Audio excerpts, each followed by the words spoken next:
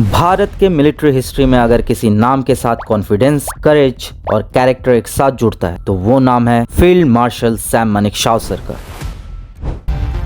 मुझे पॉलिटिक्स में कोई इंटरेस्ट नहीं, आर्मी ही मेरी लाइफ है। लोग उन्हें प्यार से कहते थे सैम बहादुर, और ये सिर्फ एक टाइटल नहीं था, ये उनकी पूरी जिंदगी का समरी था। 3 अप्रैल 1914 अमृतसर के एक पारसी फैमिली में जन्मे Sam Manekshaw sir Indian military academy के फर्स्ट बैच के कैडेट थे। जब देश आजाद भी नहीं हुआ था तब सैम सर ने यूनिफॉर्म पहन ली थी देश के फ्यूचर के लिए। सेकेंड वर्ल्ड वॉर के दौरान बर्मा फ्रंट पर सैम मानेकशॉ सर को 9 गोलियां और शार्पनर लगी। डॉक्टर ने पूछा What happened? सैम ने मुस्कुराते हुए कहा A mule kicked me sir। ये थी सैम बहादुर सर की पहचान, जख्मों के बीच भी हौसला और हिम्मत। 1971 जब देश एक बड़े युद्ध के कगार पर था, पॉलिटिकल प्रेशर था कि अभी वॉर चाहिए, लेकिन सैम मानेकशॉ सर ने सीधा कह दिया आर्मी रेडी नहीं है सर, अगर आज गए तो हार सकते हैं। सोचिए, एक जनरल जो प्राइम मिनिस्टर को भी नो बोल सकता था, क्योंकि उसके लिए देश पहले था और कुर्सी बाद में। उन्होंने टाइम मांगा, ट्रेनिंग हुई, प्लानिंग हुई, और फिर जो हुआ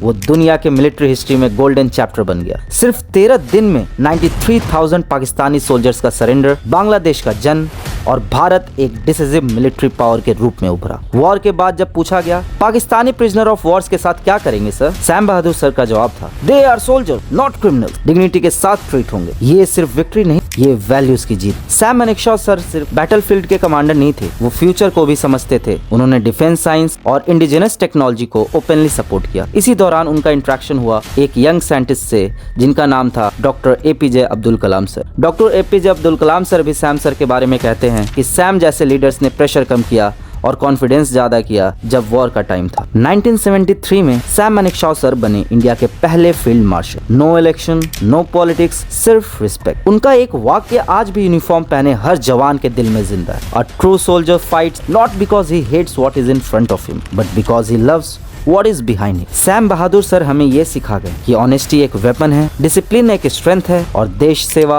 एक प्रिविलेज। ये सिर्फ एक कहानी नहीं, ये भारत की वीर गाथा है। जय हिंद।